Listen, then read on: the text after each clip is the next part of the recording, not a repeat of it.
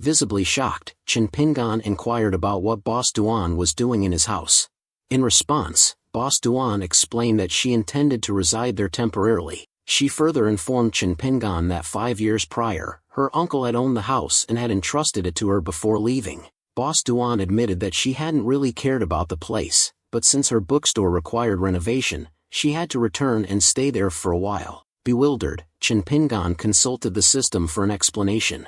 The system confirmed the truth of Boss Duan's statement, adding that the property had originally belonged to her uncle, who had relocated to a distant place, and it was during this time that the system had borrowed it. In utter disbelief, Chen Pingan demanded to know why the system hadn't mentioned this earlier. Flirtatiously, Boss Duan informed Chen Pingan that she couldn't find another temporary residence and requested him to be accommodating. As time passed, she casually mentioned how comfortable it was to take a bath. Feeling nervous, Chen Pingan surmised that Boss Duan was intentionally flirting with him, and he regretted allowing her to stay. Suddenly, Boss Duan embraced Chen Pingan from behind, teasingly asking if he was uncomfortable or perhaps thinking of something inappropriate. Meanwhile, Xiao Linger observed the scene, and Chen Pingan, now fuming, reminded Boss Duan of the child's presence, urging her to be more discreet in both her attire and behavior. Boss Duan simply laughed at Chen Pingan's concern, stating that everyone present was acquainted and that there was no need to worry about minor details.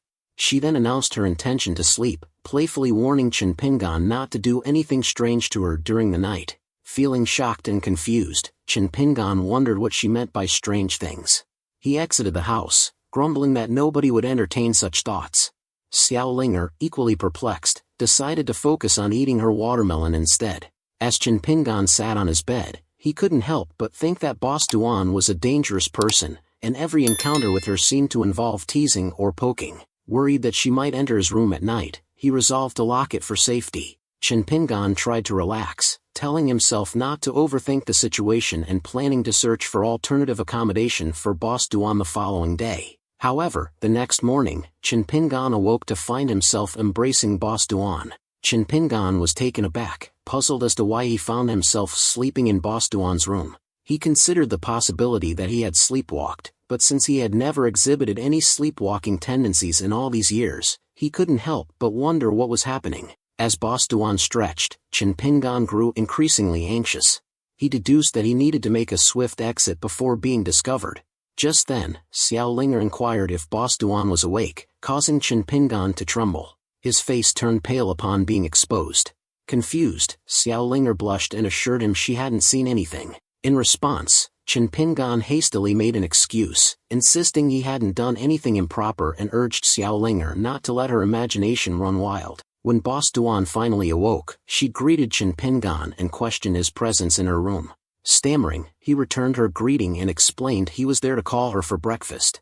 When she inquired about the whereabouts of the meal, he admitted that it wasn't quite ready yet. Later that morning, as Chen Pingan nervously ate his food, Boss Duan remarked on how well she had slept the previous night, claiming it was the best rest she'd had in months. Chen Pingan secretly hoped she hadn't discovered anything. Subsequently, Xiao Linger playfully asked Chen Pingan if she should start referring to Boss Duan as her sister-in-law, which caused him to accidentally spill food on her. Annoyed, Xiao Linger scolded him for the mess. Chen Pingan retorted, questioning why she had to make such absurd remarks.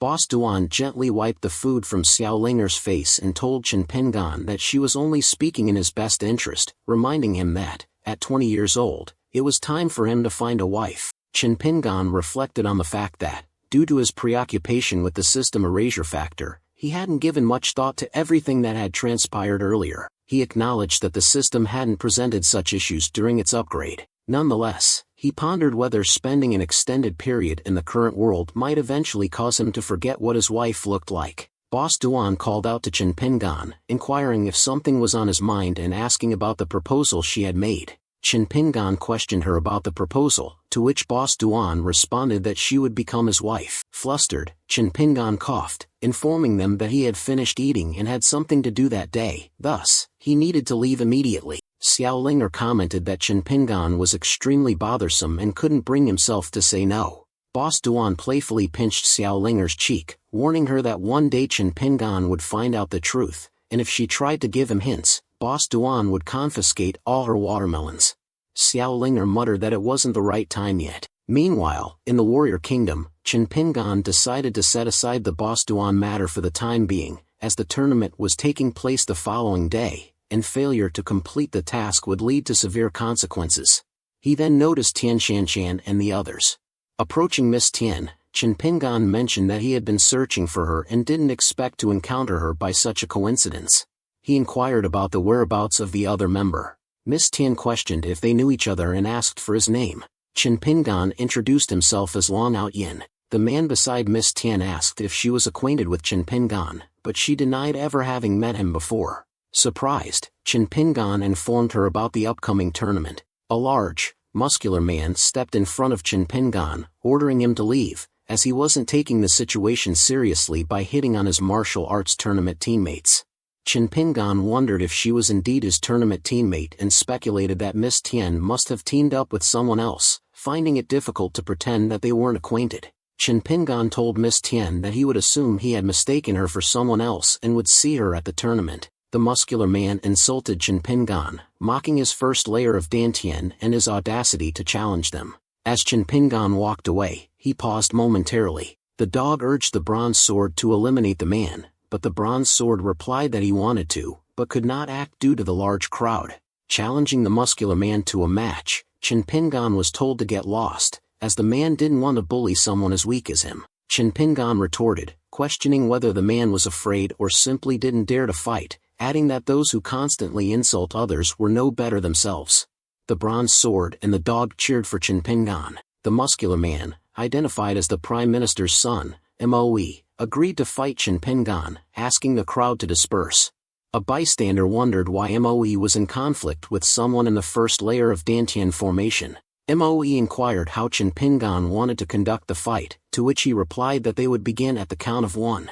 Moe warned Chen Pingan that he had tried to save him from embarrassment, but if he insisted on fighting, he should not be blamed for knocking him out. After counting down, Chen Pingan delivered a punch, knocking Moe to the ground, much to his surprise. Moe accused Chen Pingan of disregarding martial ethics and engaging in sneak attacks, claiming that he didn't appear to be a righteous man. Stamping his foot, Chen Pingan reminded Moe that he had said they would start after counting to 1 and had never mentioned counting to 3. The audience looked on with concern, wondering what was wrong with Chen Pingan. Enraged, Moe stood up and declared that enough was enough. He accused Chen Pingan of being adept at stepping on others and announced that he would rip Chen Pingan's legs off that day. Moe enveloped his body in a yellow chi before skillfully demonstrating his rushing thunder technique. Stunned, Chen Pingan pondered that the essence of martial arts, according to the book, involves controlling one's chi, and he deduced that the lightning surrounding Moe's body was a manifestation of this control. He asserted that it didn't appear to be particularly difficult. As Moe leaped and prepared to attack Chen Pingan, Chen managed to dodge Moe's assault, which left Moe bewildered since Chen Pingan seemed to employ the same martial arts techniques as him. Anticipating that Chen Pingan would use his feet next, Moe was caught off guard when Chen instead slapped him, causing him to tumble to the ground. Chen informed him that it was merely a bluff. Concerned, Miss Tian rushed over to Moe and inquired if he was alright. She then questioned Chen Pingan about his identity, wondering why he was obstructing others' paths and attacking people without reason. Chen Pingan replied, suggesting that perhaps he was the one who was mistaken, and that there were 2 identical versions of her in the Warrior Kingdom. Tian Shanshan greeted Chen Pingan and asked about his intentions. Chen Pingan came to the realization that there were indeed 2 versions of them. Tian Lichi queried Tian Shanshan if Chen Pingan was on her team, to which Tian Shanshan affirmed. Tian Lichi then divulged to Tian Shanshan her plan to strike her team before the tournament. Tian Shanshan responded, saying that she was unaware of what had transpired. Chen Pingan speculated that their identical appearances must be a coincidence, as they could be twins, and he admitted to his own misunderstanding. Tian Shanshan informed Tian Lichi that it was likely a misunderstanding that could be resolved through a reconciliation discussion. Infuriated, Moe stood up and declared that he had been insulted twice in the street. He couldn't accept that it was all a mere misunderstanding and demanded that Chen Pingan pay with his life. At that moment, Lu Shui intervened and greeted Moe, warning him not to touch Chen Pingan. Surprised, Moe reciprocated Lu Shui's greeting and asked for clarification on his statement. Lu Shui explained that the situation was a misunderstanding and there was no need for conflict. Disappointed, Moe contended that being beaten twice was more than just a misunderstanding. He also wondered about the fortunate turn of events for the Liu family, who had risen from obscurity to prominence. Liu Shuai offered Moe the opportunity to spar with him, requesting that he refrain from hitting his face since he had an upcoming meeting with his uncle, the king. Impressed, Chen Pingan whispered that Liu Shuai was truly remarkable and assumed that he must have a significant background to be able to converse with the king. Liu Shuai smiled, considering Chen Pingan's performance to be rather thorough. Moe requested permission to leave, conceding that the entire ordeal was indeed a misunderstanding and that he would depart immediately. Liu Shuai thought that Chen Pingan could easily eliminate both of them with a simple gesture, but he also understood that Chen was currently masquerading as an ordinary person. He considered that killing people on the street would impact the forthcoming tournament and surmised that Chen Pingan might have anticipated his intervention. Chen Pingan apologized to Tian Shanshan for instigating a conflict between siblings, but Tian Shanshan reassured him that it was fine, as their relationship had always been strained due to various circumstances. She then urged them to commence their training. Within the sinister sect from the immortal world, Siui made his arrival and quietly murmured that he had discovered the evil sect's territory. He expressed his disdain for their cultivation methods and revealed that Chen Pingan was aware of their existence. Siui believed that stumbling upon their territory was a sign that he should eradicate them. Gathering chi in his hand, Siui whispered that no notice was necessary. Consequently, an immense golden chi circle materialized, and he commanded the annihilation of the entire sect. A colossal golden sword then obliterated the evil sect's territory. Amidst the chaos, he observed the Bloodlord attempting to escape. The Bloodlord muttered that it was no surprise that the individual she had sent to the mortal world had perished, realizing it was the work of another immortal. She wondered why the immortal emperor was taking such actions personally. Siui, with his sword pointed at her, inquired about her destination. Defiantly, the Bloodlord claimed that Siui could not kill her, as he knew who was above her in power. She warned him that if he dared to kill her, he would face his own doom. Undeterred, Siui decapitated the Bloodlord, murmuring that he would face whatever consequences arose.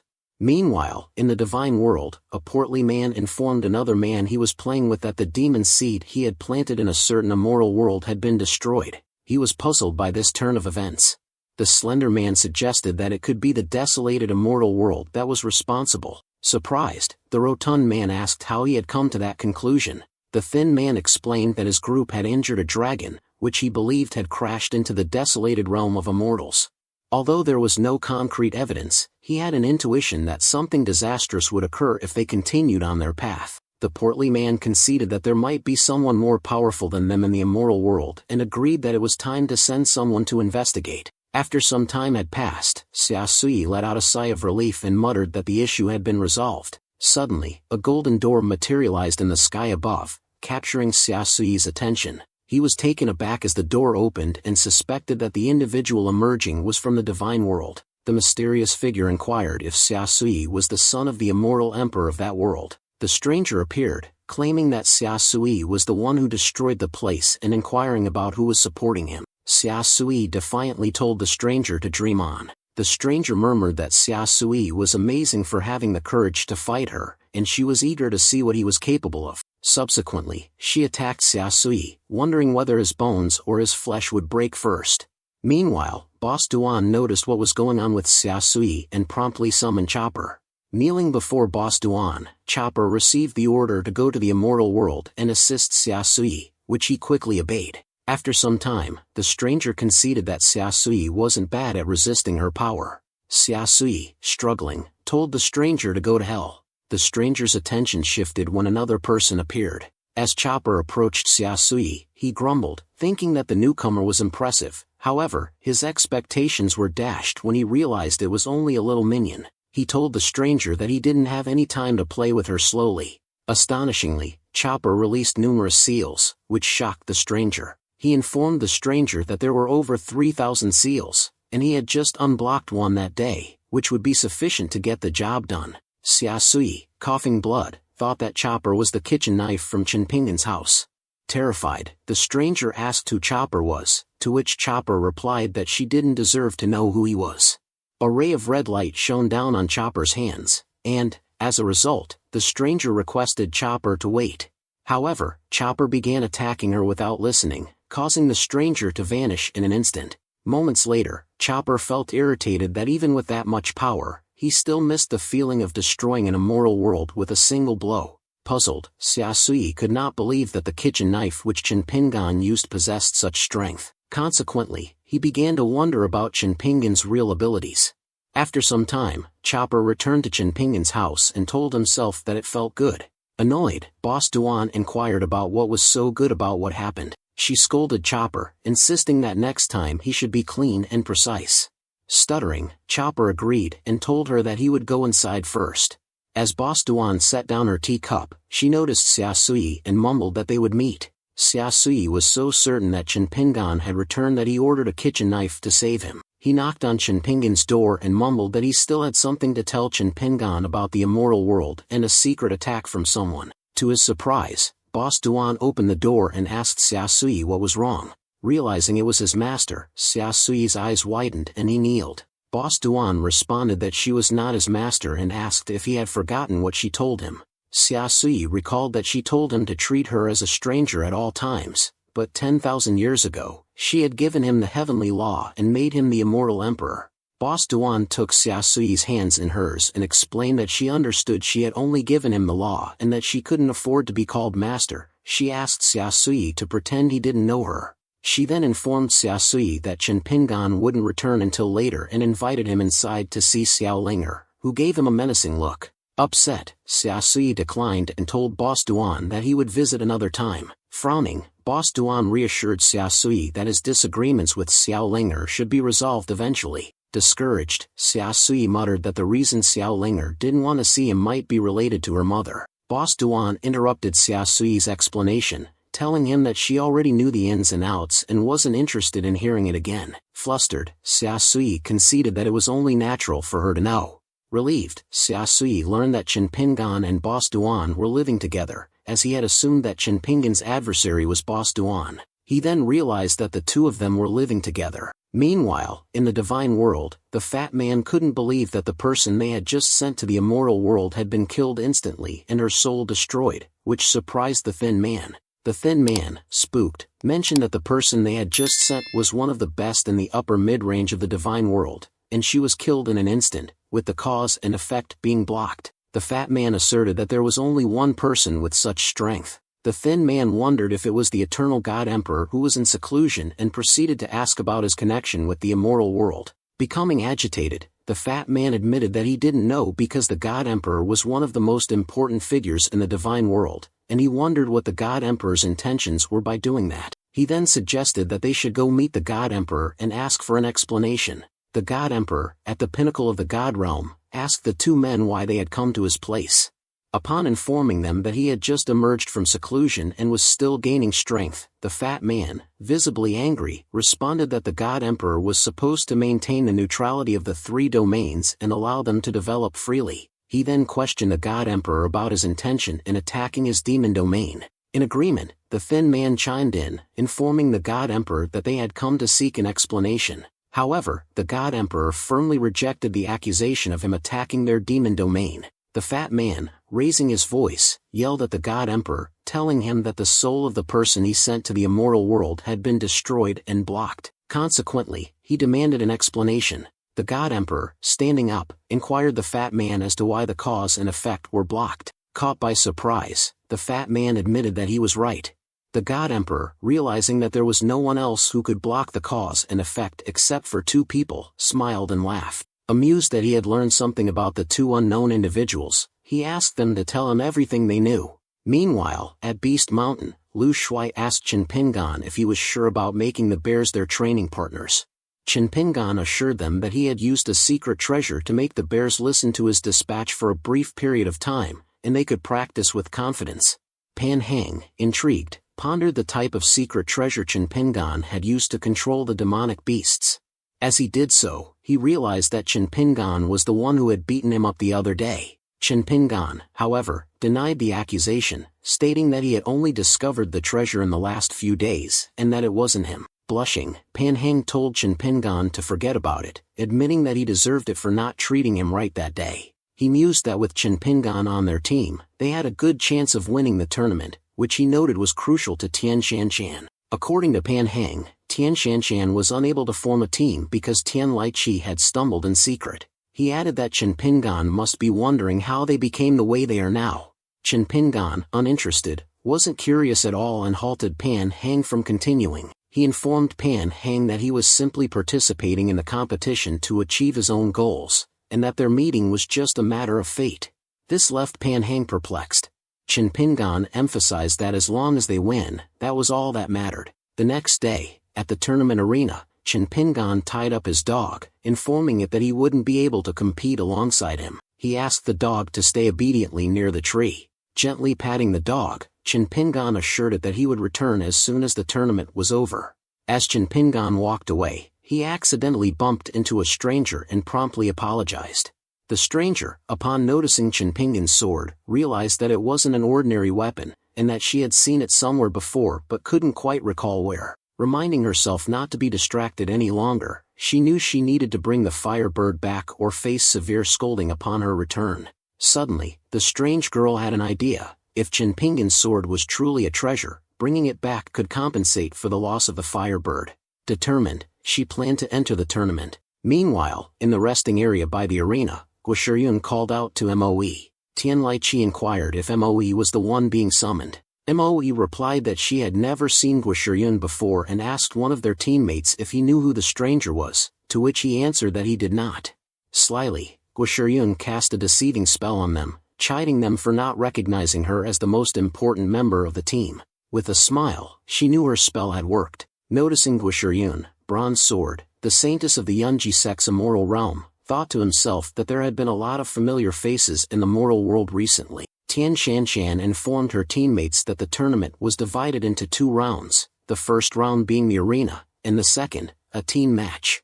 She expressed confidence in their ability to win first place, but emphasized the need for caution. Chen Pingan then asked Tian Shanshan if he could go first in the first round of the tournament. He explained that, as the weakest member of their team, the other teams would likely withhold their strongest members from participating in the arena, conserving their chi for higher scores in the team match. Lu Shuai concurred with Chen Pingan and proposed to Tian Shanshan that they send him first. Tian Shanshan agreed, privately thinking that Chen Pingan was the strongest among them. Upon learning he would be first, Chen Pingan was overjoyed, recalling his last fight with Moe and how he had discovered his ability to learn other people's martial arts skills at a glance. He eagerly anticipated competing in the tournament to gain more skills for free and make a fortune. However, Lu Shuai warned Chen Pingan about the prince also competing in the tournament and urged him to exercise caution. Chen Pingan reassured Lu Shuai that he wouldn't hold back and that there was no need to worry. Feeling anxious, Lu Shuai mumbled that the king had begged him to pass on the warning, fearing that Chen Pingan might accidentally cripple the prince. Eventually, Chen Pingan faced off against the crown prince, Yang Ming, in the first round of the tournament. Upon realizing who his opponent was, Chen Pingan inquired if Yang Ming was indeed the crown prince. Yang Ming, recognizing his benefactor, assumed that such a high-level person would also attend the tournament. Chen Pingan saw this as a fantastic opportunity, believing that as a prince, Yang Ming must possess some valuable martial arts skills. However, Yang Ming conceded without fighting Chen Pingan. As Yang Ming forfeited, someone in the arena recognized Chen Pingan as their savior from a beast tied a few days prior. The other participants agreed, having also been saved by Chen Pingan, and consequently surrendered without a fight. Confused and enraged, Chen Pingan found the situation increasingly outrageous, wondering if it was a tournament or a Thanksgiving gathering. Had he known, he wouldn't have gone first, as he hadn't learned a single move. At this point, Moe stepped forward, telling Chen Pingan that he didn't know what kind of trick he'd used, but he wouldn't let him off the hook. Chen Pingan responded, relieved that someone was finally willing to fight. Moe enveloped his sword with chi, vowing to make Chen Pingan suffer. However, Chen Pingan was disappointed to see Moe again, wishing for a different opponent. Seeing Chen Pingan's disappointed expression, Moe became furious. Chen Pingan then insulted Moe's sword, claiming it was inferior to his own. Moe retorted that no one had asked about his sword, and declared that he wouldn't use it to avoid accusations of bullying. As Chen Pingan prepared to attack, Moe recalled that his sword had been discovered in a secret realm and was highly coveted by top powerhouses on the mainland, as it was a spiritual weapon. Chen Pingan then shattered Moe's sword with a swift slash, leaving him shocked. He told Moe that his weapon was terrible, and it infuriated him. Moe, stunned, couldn't believe that Chinpingan's seemingly inferior magic weapon could break his spiritual weapon. Chinpingan admitted it was his mistake for mistaking Moe's identity that day, but he'd attacked him because Moe had called him trash. Moe argued that if Chinpingan were to use a weapon, it would be shameless. Chinpingan responded that he had already been shameless twice in public and that he didn't care. He then remarked that cutting Moe with a single sword wouldn't look good. Moe felt a sense of relief, thinking that as long as Chinpingan didn't use a sword, everything would be fine. However, Chinpingan surprised Moe by taking out another sword, declaring that slashing him with two swords would be more stylish.